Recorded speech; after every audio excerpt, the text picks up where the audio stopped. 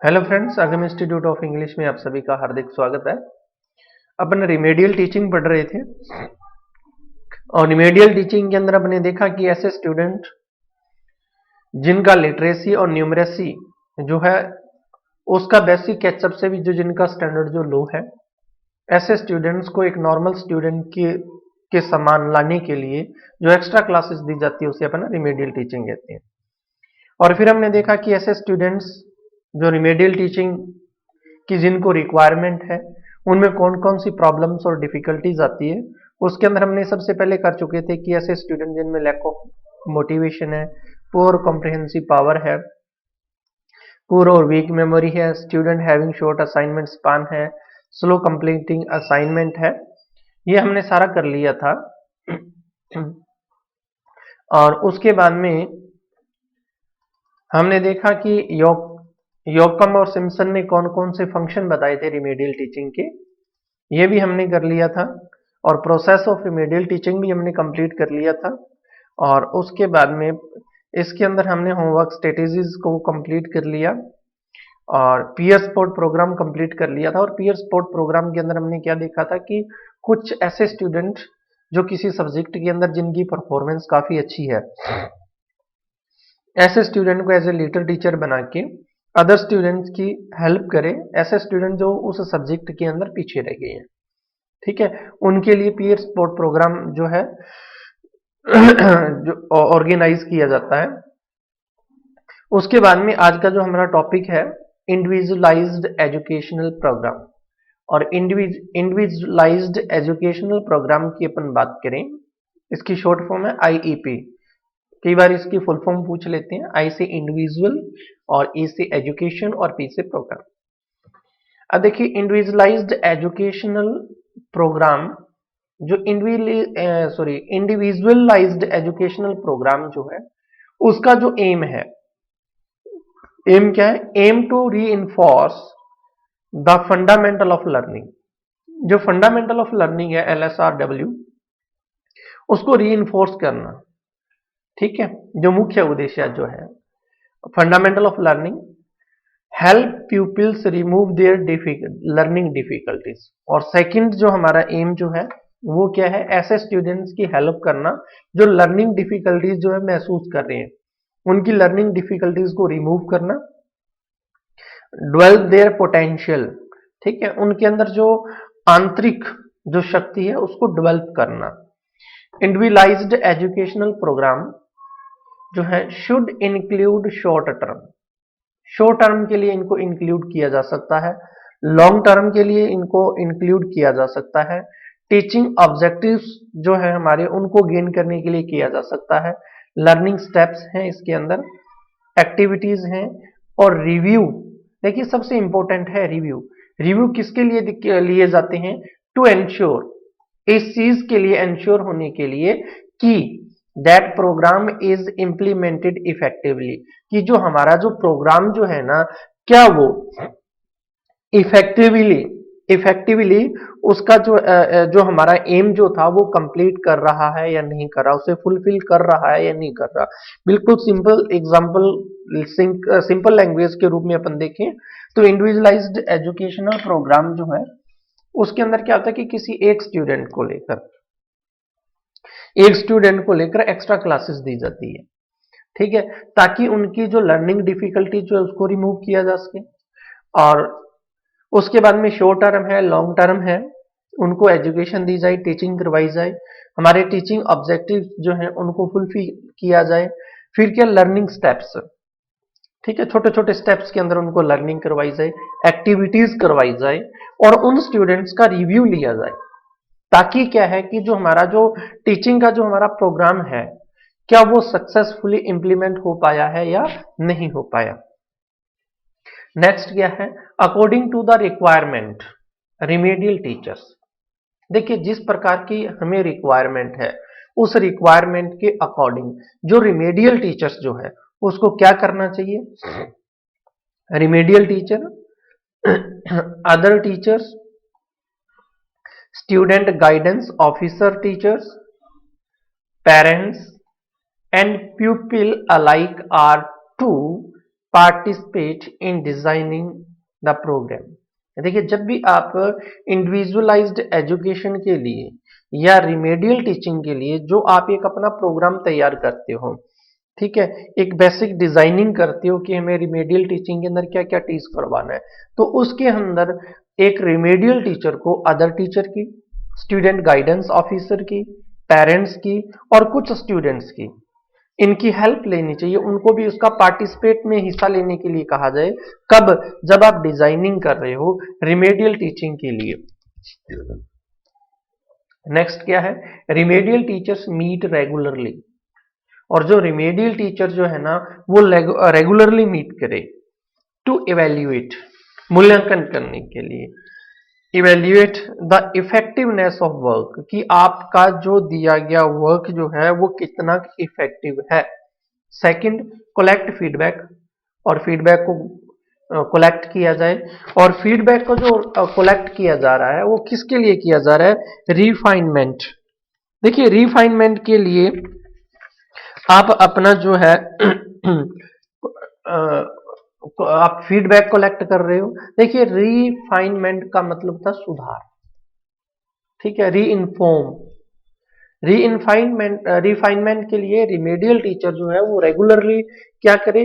अपने दिए गए कार्य को इवेल्युएट करे, ठीक है, उसका मूल्यांकन करे, और जो फीडबैक है उस फीडबैक को ले, और अपने उस फीडबैक के अकॉर्डिंग यदि उसको कहीं जरूरत है इंप्रूवमेंट की, तो उसके अंदर क्या किया जाए? इंप्रूवमेंट किया जाए। क्लियर? उसके बाद में नेक्स्ट इसके अंदर आ रहा है कि रिवार्ड स्कीम, बहुत ही इंपॉर्टेंट है। रिवार्ड स्कीम की यदि अपन बात करें तो देखिए, रिवार्ड स्कीम के अंदर है क्या? देखिए, reward scheme has a positive effective, बिल्कुल बिल्कुल 100% बात सही है कि the reward scheme has a positive effect enhancing pupils motivation. Enhance का मतलब था बढ़ाना। रिवार्ड स्कीम जो है एक पॉजिटिव इफेक्ट है स्टूडेंट्स की, जो है स्टूडेंट को मोटिवेट करने के लिए।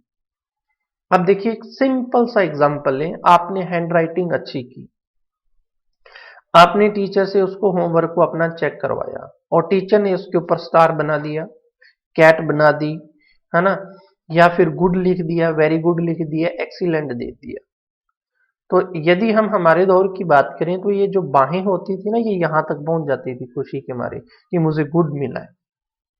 और नेक्स्ट डे जो होमवर्क जो होता था, होमवर्क का जो राइटिंग जो होती थी नेक्स्ट डे इंप्रूव होती थी। और दूसरे स्टूडेंट भी क्या करते थे, इस चीज को देखते हुए वो भी अपनी हैंड राइटिंग में इंप्रूवमेंट लाते थे। देखा जाए तो दिया क्या है? कुछ भी तो नहीं, गुड ही तो लिखा है, एक स्माइल ही तो बनाई, एक स्टार ही तो दी है। तो जो रिवार्ड जो है वो किसी भी स्टूडेंट को मोटिवेट करने का एक बहुत ही अच्छा तरीका है, ठीक है। अब देखिए, इट एम्स, इसका एम क्या है? अनेबलिंग पीपल, ठीक है, एनेबलिंग का मतलब उसको योग्य बना देना स्टूडेंट को, set their own objectives and plans. अब देखिए, आपने किसी को हैंड राइटिंग के लिए गुड दी है, तो अब आपने उस स्टूडेंट के लिए जो ऑब्जेक्टिव रखा है ना, वो हैंड राइटिंग का रख दिया, और वो उसके अंदर और सुधार करेगा, और उस ऑब्जेक्टिव के अकॉर्डिंग वो अपना प्लान भी बनाएगा। मुझे पेंसिल से लिखना है, पेन से लिखना है, किस वर्ड की क्या बनावट रखनी है, कौन कौन से कलर का मैं यूज करूं, या कौन कौन से कलर के पेन का मैं यूज करूं, ये सारी की सारी प्लानिंग अपने आप माइंड में आ जाती है जब आप किसी को मोटिवेट करते हो। अच्छा, एंड पॉजिटिवली री इन्फोर्सिंग देयर गुड परफॉर्मेंस, और उनकी जो री इन्फोर्समेंट, उनकी जो पॉजिटिव री इन्फोर्सिंग जो है देयर गुड परफॉर्मेंस, और वो क्या करते हैं कि अपनी अच्छी परफॉर्मेंस के लिए वो अपने आप ही पॉजिटिवली क्या होते हैं? री इन्फोर्स होते हैं, मोटिवेट होते हैं, ठीक है। The most important thing is to help people, इसका जो सबसे मोस्ट इंपॉर्टेंट थिंग जो क्या है? टू हेल्प पीपल कल्टिवेट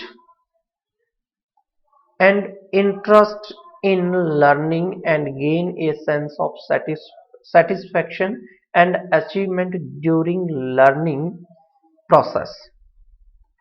अब देखिए, सबसे इंपॉर्टेंट बात यह है कि स्टूडेंट को हेल्प करती है, उसे कल्टीवेट करती है। कल्टीवेट का मतलब होता है विकसित करना, डेवलपमेंट होता है।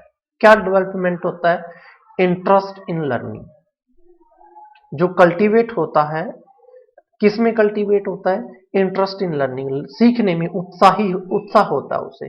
और गेन, प्राप्त करना, ए सेंस ऑफ सेटिस्फैक्शन, और उसे प्राप्त होता है। क्या चीज प्राप्त होती है? कि जो उसने किया, जो वर्क उसने अच्छा किया, उसके लिए उसको क्या मिला? एक सेटिस्फेक्शन मिला। और सेटिस्फेक्शन के दौरान आपने उसको गुड दे दिया या किसी अदर प्रकार का रिवार्ड उसको दे दिया, शाबाश कह दिया, पेन दे दिया, पेंसिल दे दिया, प्रेयर के अंदर उसकी थोड़ी सी प्रेज कर दी, उनको सेल्फ सेटिस्फेक्शन मिलता है। And achievement during the learning process. ठीक है, जो उसका जो किस दौरान? जब लर्निंग प्रोसेस के दौरान उसको सेल्फ सेटिस्फेक्शन मिलता है। देखिए, हर जगह कोई भी पर्सन जो है, यदि वो काम करता है, सिर्फ हम स्टूडेंट की बात लेकर बात करें या छोटे बच्चों को ही लेकर बात करें तो उचित नहीं है। बड़ों के अंदर भी सेल्फ सेटिस्फेक्शन की नीड होती है। यदि आप किसी भी पर्सन कोई भी अच्छा कार्य करता है तो आप उसे यदि एक रिवार्ड देते हो तो उसकी जो परफॉर्मेंस के अंदर डे पर डे क्या होगा? इंप्रूवमेंट आएगा।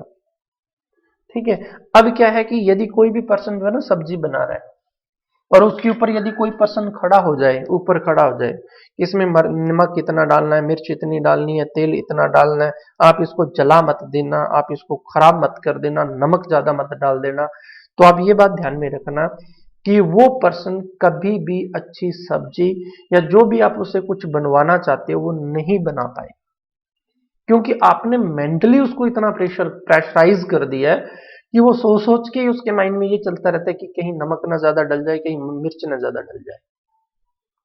ठीक है, एक आप उसके ऊपर छोड़ देते हो कि हाँ आप जो बनाओगे अच्छा बनाओगे, बनाइए, और बनाने के बाद में आप थोड़ी प्रेस कर देते हो, शाबाश बहुत शानदार बनाए, है ना। तो ये क्या री इन्फोर्समेंट देता है, उसे मोटिवेट करता है नेक्स्ट डे कुछ अच्छा और करने का। ठीक है, और यदि आप उसे पहले से ही नेगेटिविटी उसके अंदर आप डाल देते हो तो वो काम कभी भी कंप्लीट नहीं हो पाता।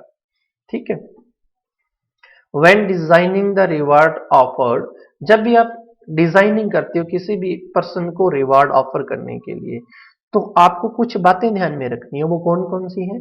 Remedial teacher should member the remember, sorry not a member, remember word आएगा यहाँ, should remember,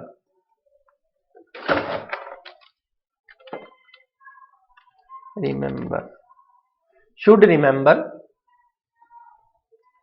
should remember the flowing. क्या क्या चीजें उसको ध्यान में रखनी है? अब इसके अंदर सबसे पहला आता है सेट अचीवेबल ऑब्जेक्टिव्स। ऑब्जेक्टिव्स कि सबसे पहले तो क्या है कि ऐसे गोल निर्धारित किए जाएं, ऐसे ऑब्जेक्टिव जो है वो उन स्टूडेंट के सामने रखे जाएं जिसको वो आसानी से अचीव कर सके। ठीक है, ऐसा डिफिकल्ट टास्क न हो कि बच्चा उसको अचीव ही नहीं कर पाए। ठीक है, पहली बात तो ये है कि सेट अचीवेबल ऑब्जेक्ट्स। सेकंड क्या है? Set clear and specific targets. आपका जो टारगेट है वो बिल्कुल क्लियर होना चाहिए, स्पेसिफिक होना चाहिए। जैसे एग्जांपल के लिए requirement on the score of dictation, कि स्कोर को गेन करने के लिए आपकी जो डिक्टेशन की कितनी रिक्वायरमेंट है, कि आप कितनी उनको डिक्टेशन देना चाहते हो। ठीक है, कि बच्चे उसे इजीली कर सकें। सेकंड क्या है? Number of assignment submitted. ठीक है, और सेकंड क्या है कि जो असाइनमेंट जो है वो कितने सबमिटेड हो चुके हैं। क्लियर है, कितने हो चुके हैं और कितने अभी बाकी हैं। तो आपका जो टारगेट जो है वो क्या होना चाहिए? स्पेसिफिक होना चाहिए। हमें क्या देना है, हमने क्या दे दिया, कितना इन्होंने गेन कर लिया और कहां रिक्वायरमेंट है। सेकंड के review and revise the reward scheme regularly. देखिए, रिवाइज और रिव्यू, रिव्यू और रिवाइज दोनों, देखिए वर्ड की अपन बात करें कि एक तो जो स्टूडेंट जिसको गेन हुआ है और कंटिन्यू वो प्राप्त कर रहा है तो रिव्यू करवा दीजिए। यानी कि आप स्टूडेंट के सामने ये बात रख दीजिए कि इसने पहले इसको ये मिला, फिर ये, फिर ये, फिर ये, इस एक्शन के लिए इसने ये परफॉर्मेंस दी, इसके लिए इसको ये रिवार्ड मिला। ठीक है, इस बार इसको ये नया है, पिछली बार ये रिवार्ड उनको मिला था। ठीक है, ये रिव्यू करवाना बहुत जरूरी है। और रिवाइज, रिवाइज का मतलब क्या है कि आप जो रिवार्ड दे रहे हो वो रिवाइज, यानी कि आप बार बार दें। ये नहीं कि एक बार तो आपने रिवार्ड दे दिया अच्छे मार्क्स के लिए, लेकिन सेकंड बार फिर वो टॉप कर रहा है, तो इस वक्त आप उनको किसी भी प्रकार का रिवार्ड जो वो नहीं दे रहे। सेकंड क्या है कि फोर्थ इसने क्या, गिव डाइवर्सिफाइड रिवार्ड और prize to accommodate peoples interest. और सेकंड क्या है कि जो आप रिवार्ड दे रहे हो ना, वो रिवार्ड स्टूडेंट की रिक्वायरमेंट के अकॉर्डिंग आपको जो रिवार्ड है वो रिवार्ड को बदल बदल के देना होगा। पेन दे दिया, फिर पेंसिल दे दी, इरेजर दे दिया, ठीक है, कभी बुक्स दे दी, इस प्रकार से। ये नहीं है कि एक स्टूडेंट जो है वो हर बार टॉप कर रहा है और हर बार आपने एक पेंसिल रख रखा है जिसकी जो फर्स्ट प्राइज वाले को पेंसिल मिलेगी। अब वो बच्चा क्लास के अंदर एक महीने के अंदर 20 बार टॉप कर रहा है, तो महीने में आपने उसे 20 बार पेंसिल दे दी, तो एक टाइम ऐसा आएगा कि उस चीज से उसका मन जो है ना वो उब जाएगा। और उबने के बाद में क्या कि उसका कहीं ना कहीं जो है उस रिवार्ड से माइंड जो है ना वो हटेगा। मोटिवेशन जो है ना, जो हम उसे पॉजिटिवली दे रहे थे, वो मोटिवेशन एक नेगेटिव बन जाएगा कि इतनी पेंसिल का करूं क्या। समझ में आ गई बात। तो रिवार्ड जो है वो आपका डाइवर्सिफाइड होना चाहिए, चेंज करके देते रहिए आप उनको। उसके बाद में आते हैं जेनरिक स्किल्स। ठीक है, और जेनरिक स्किल्स की जब अपन बात करें तो जेनरिक स्किल्स के अंदर क्या है, इसके अंदर सबसे पहले दिया the teacher should help the student. Teacher को क्या करनी चाहिए, स्टूडेंट की हेल्प करनी चाहिए। किस किस चीज में हेल्प करनी चाहिए, देखिएगा, कंप्लीट द असाइनमेंट डेली, यानी कि वो स्टूडेंट जो है वो अपना असाइनमेंट बहुत साफ सुथरे तरीके से करे। Second, keep their promise and be responsible and disciplined. Keep their promise, आपने उनके साथ जो प्रॉमिस किया है उस प्रॉमिस के लिए आपको रिस्पॉन्सिबल होना पड़ेगा और ईमानदारी के साथ करना पड़ेगा। आप किसी स्टूडेंट को ये कह रहे हो कि कल मैं आपको 100 रुपीज दूंगा, यदि जो बच्चा स्टूडेंट जो है फर्स्ट रैंक लाएगा। अब फर्स्ट रैंक तो स्टूडेंट ले आए, लेकिन यदि आप जो आपने प्रॉमिस किया उसे आप कंप्लीट नहीं कर पाते, तो एक टाइम ऐसा आएगा कि आपकी किसी भी बात पे बच्चे जो है वो फेथ नहीं करेंगे। यदि टीचर पे फेथ नहीं है, इट मीन्स आप एक इफेक्टिव लर्निंग स्टूडेंट से नहीं करवा पाओगे। जितना आपने बोला उतना आपका काम कंप्लीट होना चाहिए। ऐसा ऐसा नहीं कि कल मैं आपसे 7th लेसन सुनूंगा, बच्चे याद कर लाए, आपने कहा जी चलो, सेकंड डे आपने उस लेसन को नहीं सुना और लेसन रीड करवा दिया, 2-4 दिन निकले, फिर आपने कहा जी 8th लेसन लर्न करके लाना, फिर आपने कुछ अलग काम दे दिया, अगले दिन आपने लेसन नहीं सुना। यदि 2-3 बार ऐसा घट हैपन्स होता है रेगुलरली, तो एक टाइम ऐसा आएगा कि स्टूडेंट जो है ना, आप उनको कहोगे ना भी ये चीज लर्न करके लानी है और कल मैं टेस्ट लूंगा, तो कोई भी स्टूडेंट लर्न करके नहीं आएगा, कि उनको पता है कि सर टेस्ट नहीं लेंगे। क्लियर।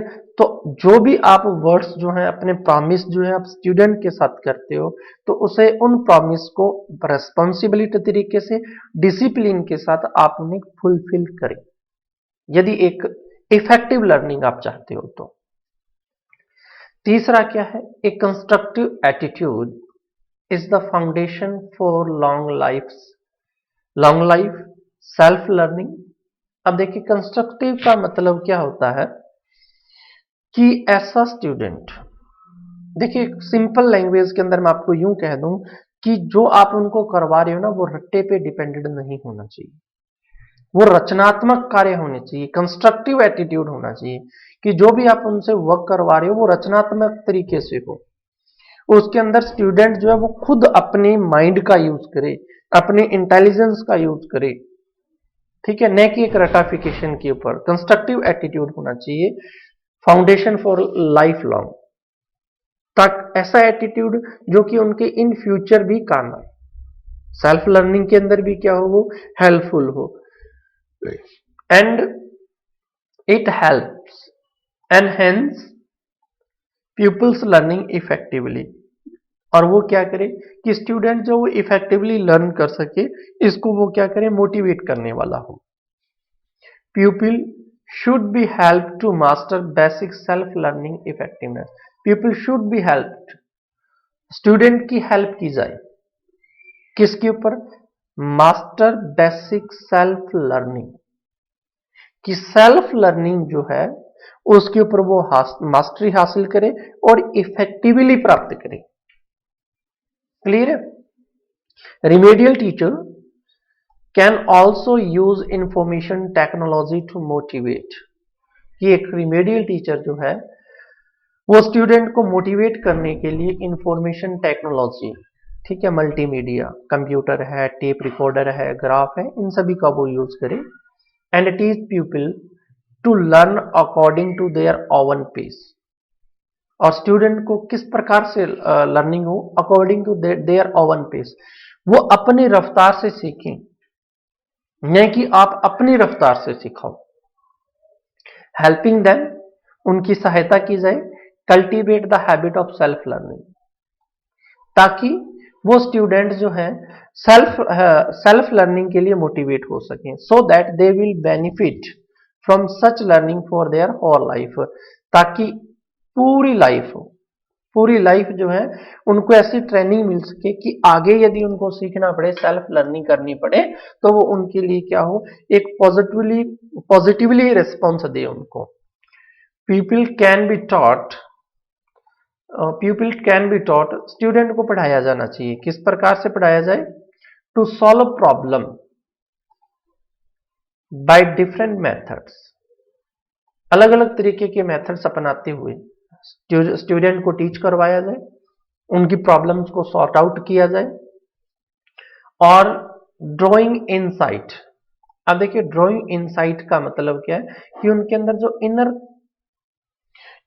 जो उनके अंदर इंटेलिजेंस है, उनके अंदर जो आत्मिक जो शक्ति जो है, ठीक है, उनको ध्यान में रखते हुए फ्रॉम देयर पास्ट एक्सपीरियंसेस, और उनका जो पास्ट एक्सपीरियंसेस है उन चीजों को ध्यान में रखते हुए टीचर जो है उनकी प्रॉब्लम्स को टीचर क्या करे, सॉर्ट आउट करे, और डिफरेंट मेथड्स के साथ।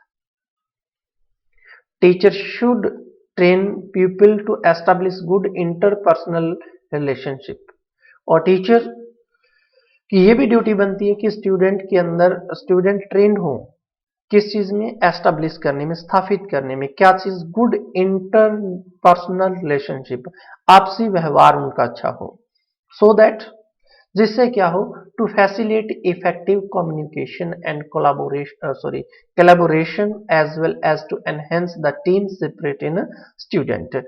देखिए वो क्या करेगा, फैसिलिटेट करेगा। यदि आप किसी भी स्टूडेंट के अंदर एस्टेब्लिश कर रहे हो गुड इंटरपर्सनल रिलेशनशिप, तो वो किसको फैसिलिटेट करेगा, इफेक्टिव कम्युनिकेशन, उनका कम्युनिकेशन इफेक्टिव होगा, कोलैबोरेशन होगा, ठीक है, सहयोगात्मक होगा, और उनके अंदर एनहेंस, यदि उनके अंदर बढ़ोतरी होगी तो किस चीज की होगी, टीम स्पिरिट की, इन स्टूडेंट के अंदर एक टीम स्पिरिट की जो है भावना जो वो विकसित होगी, एक सहयोगात्मक व्यवहार जो है उन स्टूडेंट के अंदर क्या होगा, कल्टीवेट होगा।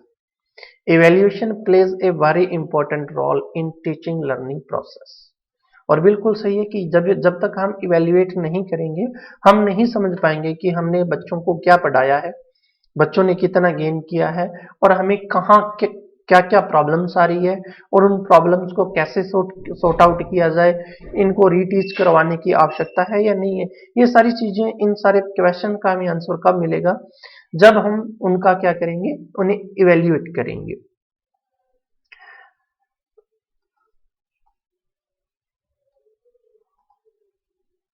ठीक है, evaluation plays a very important role in teaching learning process by means of assessment. Remedial teacher can know, यहां नो वर्ड आएगा, नोट ए नो, क्या वर्ड यूज करोगे आप, नो, ये गलत है, KNOW, नो, ठीक, KNOW, KNOW, remedial teachers can know learn the learning progress as well as the strength and weakness of peoples. देखिए रिमेडियल टीचर जो है, रिमेडियल टीचर को ये चीज जाननी होगी लर्निंग प्रोसेस के बारे में कि स्टूडेंट की एज वेल एज स्ट्रेंथ, कि उन स्टूडेंट की स्ट्रेंथ क्या है किसी भी सब्जेक्ट को लेकर और उनकी वीकनेस क्या है। And hence they may design different teaching activities accordingly to help people, जिससे क्या होगा, टीचर डिजाइन कर पाएगा, क्या चीज डिजाइन कर पाएगा, डिफरेंट टीचिंग एक्टिविटीज, अलग अलग प्रकार की टीचिंग एक्टिविटीज जो है वो क्या करेगा, डिफाइन करेगा, डिजाइन कर पाएगा टू हेल्प स्टूडेंट्स, ताकि वो उन स्टूडेंट की क्या कर सके, हेल्प कर सके, लर्न इन इफेक्टिव मैनर, ताकि बच्चे जो इफेक्टिव मैनर के साथ उस चीज को सीख सके। In addition it is also a means to major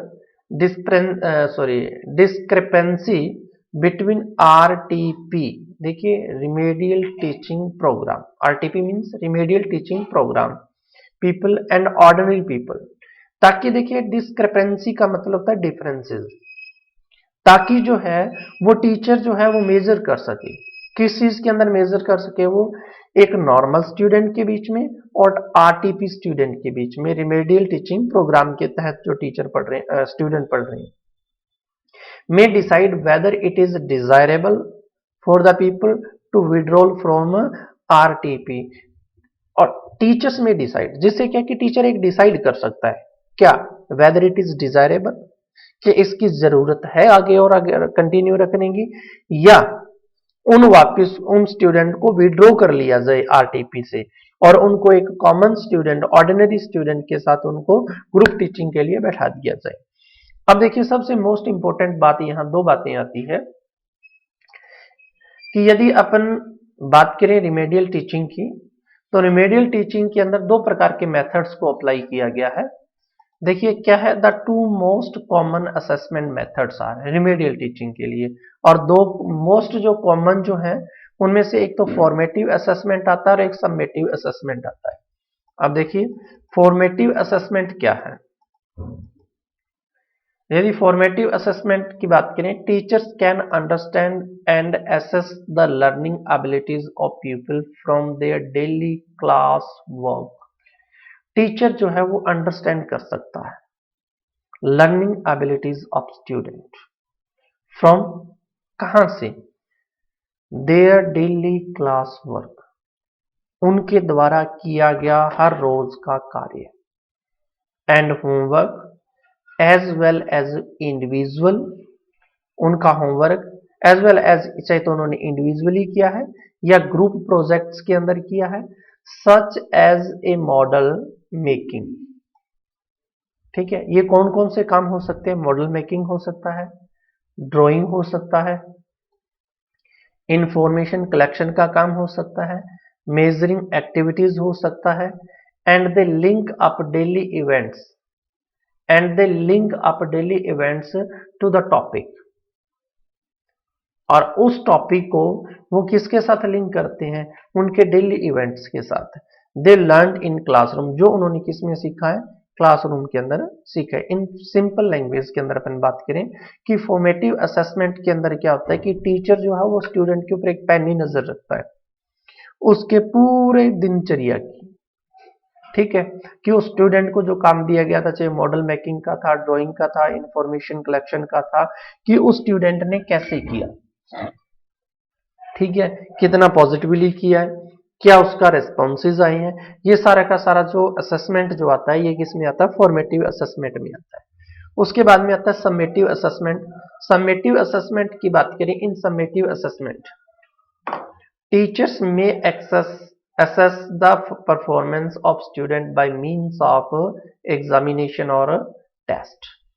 summative assessment के अंदर क्या कि टीचर क्या करेगा, परफॉर्म करेगा, टीचर क्या करेगा, जज करेगा परफॉर्मेंस ऑफ स्टूडेंट, एक स्टूडेंट द्वारा की गई परफॉर्मेंस, और वो परफॉर्मेंस किसके माध्यम से हुई है, एग्जामिनेशन के माध्यम से या टेस्ट के माध्यम से।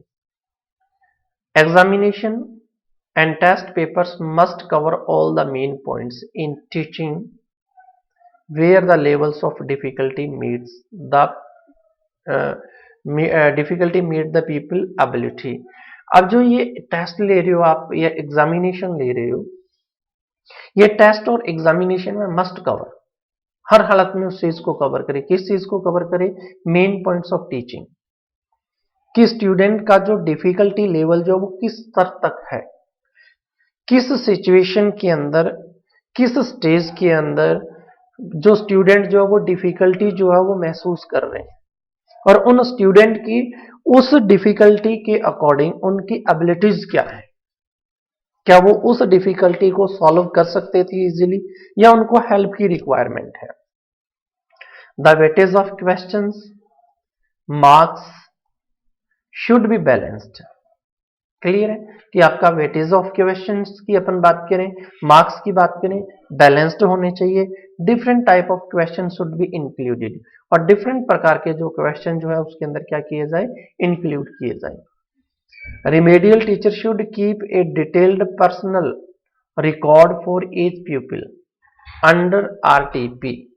देखिए, रिमेडियल टीचर को क्या करना चाहिए? शुड कीप, रखनी चाहिए, ए detailed personal record for each student, प्रत्येक स्टूडेंट का जो पर्सनल रिकॉर्ड जो है, डिटेल्ड जो है, वो रिमेडियल टीचर को अपने पास रखनी चाहिए, ताकि उस रिमेडियल टीचर को उस स्टूडेंट्स की प्रॉब्लम के बारे में, उसकी लर्निंग एबिलिटीज के बारे में उस टीचर को ध्यान में हो।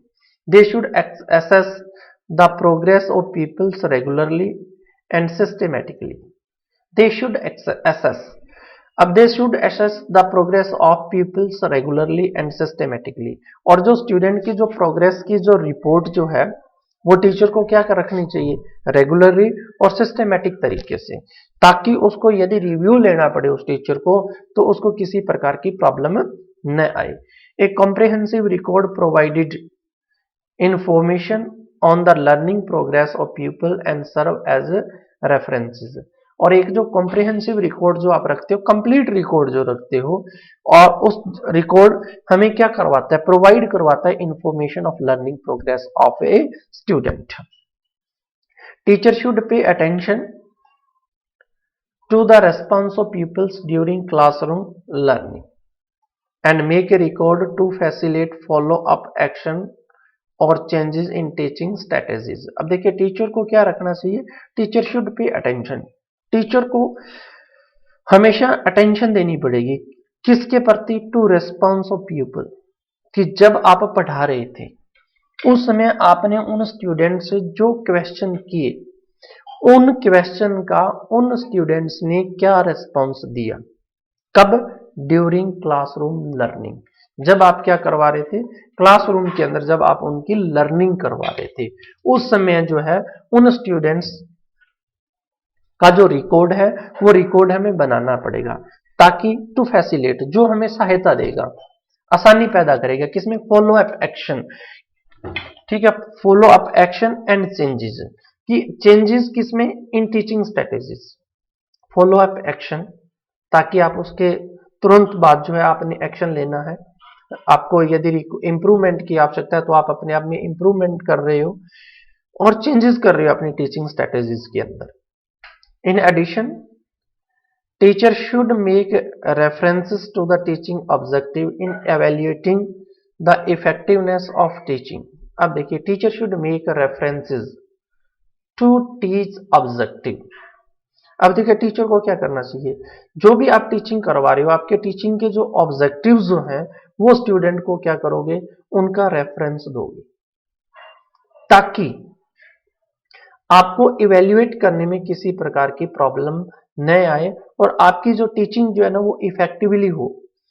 And revise their teaching plans according to the learning requirement, और लर्निंग रिक्वायरमेंट के अकॉर्डिंग जो है आप क्या करो? आपके जो टीचिंग प्लान्स जो है ना उसको रिवाइज करते रहो।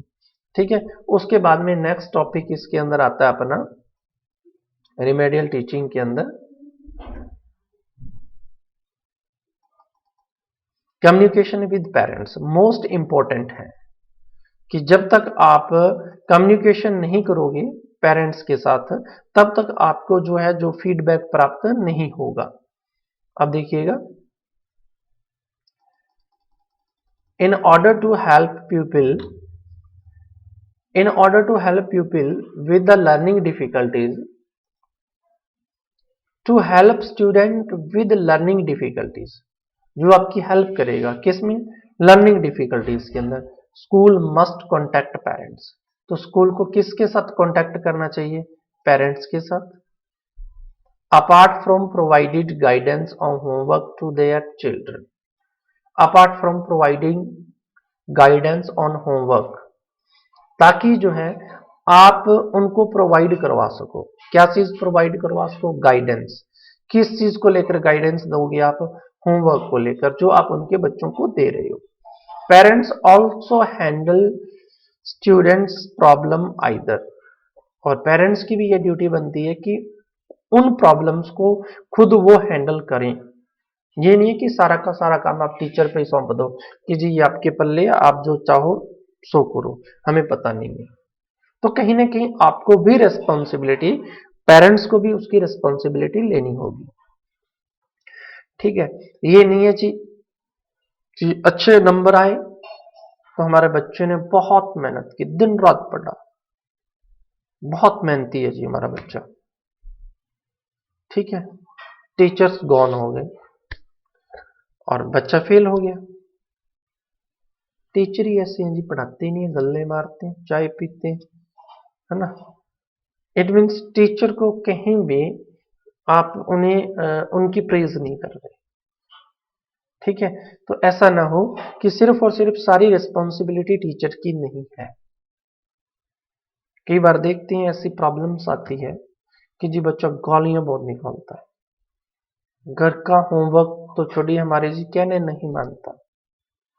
अब देखिए, टीचर ने घर जाके गाली तो सिखाई नहीं और न ही क्लासरूम के अंदर सिखाई गई है, तो कहीं ना कहीं तो पेरेंट्स का भी तो रोल है ना, कि जब भी आप बोलते हो, क्योंकि हमें पता है कि जो चाइल्ड जो है इस संसार का सबसे मोस्ट इमिटेटिव जो है, वो इमिटेटिव बच्चा है, इमिटेटिव जीव है।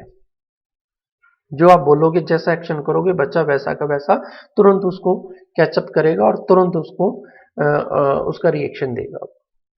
तो कहीं ना कहीं जो पेरेंट्स जो हैं, पेरेंट्स को भी कुछ प्रॉब्लम्स को हैंडल करना चाहिए।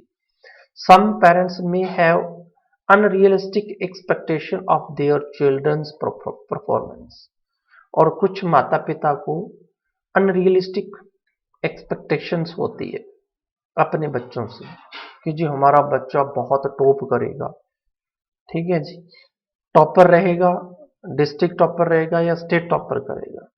इन सच केसेस, इस केसेस के अंदर remedial teacher have to explain to the parents about the characteristics and abilities of pupils so that they may help their children to learn in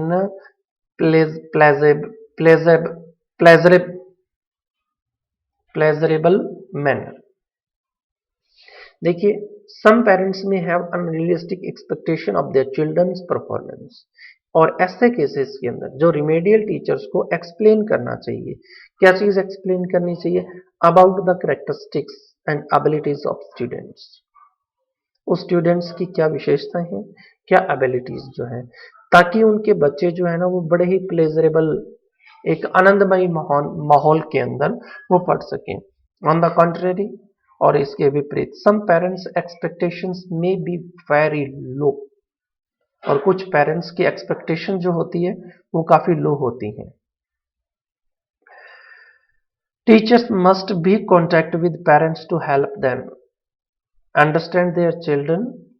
तो टीचर्स जो है must contact with parents, तो teacher जो है वो parents के साथ हर हालत में कॉन्टैक्ट में हो, ताकि उनको समझा सके उनके बच्चे की एबिलिटीज के बारे में।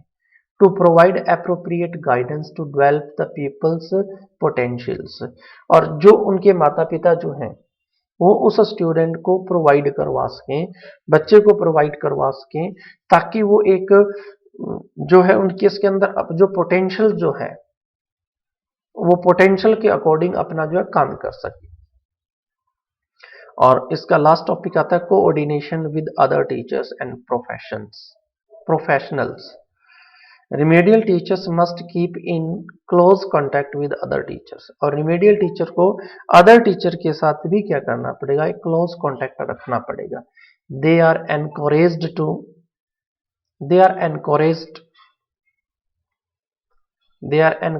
To discuss, share their experiences with other to find out way to improve people's learning. They are encouraged, वो आपको encourage करेंगे, encourage to discuss करने के लिए encourage करेंगे। share their experiences, उनके experiences को share with other, दूसरों के साथ। क्यों दूसरों के साथ हम experiences जो है या discuss जो है वो करें, ताकि find out way to improve pupils learning, ताकि उस स्टूडेंट्स की जो लर्निंग के अंदर क्या किया जा सके, इंप्रूवमेंट लाया जा सके, एंड बिहेवियर, और उसके व्यवहार में। Remedial teacher should also liaise with other related professions, और जो रिमेडियल टीचर जो है, ठीक है, रिमेडियल टीचर्स को लेज का मतलब होता है संपर्क में रहना। Remedial teacher should also liaise with other related professionals to get professional sports, ताकि उसको एक प्रोफेशनल स्पोर्ट्स मिल सके, विद ए व्यू, कुछ विचारों के साथ, टू हेल्पिंग, जो उसको सहायता देगी, स्टूडेंट्स सॉल्व देयर प्रॉब्लम, ताकि वो स्टूडेंट्स की, पीपल्स की जो प्रॉब्लम है उसको क्या कर सके, सॉर्ट आउट कर सके। अब देखिए, जो इस बार जो नया टॉपिक जोड़ा है रीट के अंदर, वो टॉपिक है इंपोर्टेंस ऑफ मदर टंग। ये नया टॉपिक जोड़ा है इस साल रीट के अंदर, इंपोर्टेंस ऑफ मदर टंग। और उसके बाद में हमारा जो बच जाएगा CLT है, ठीक है। तो प्लीज वीडियो को लाइक शेयर कमेंट जरूर करें, वीडियो को लास्ट तक देखिए। Thank you.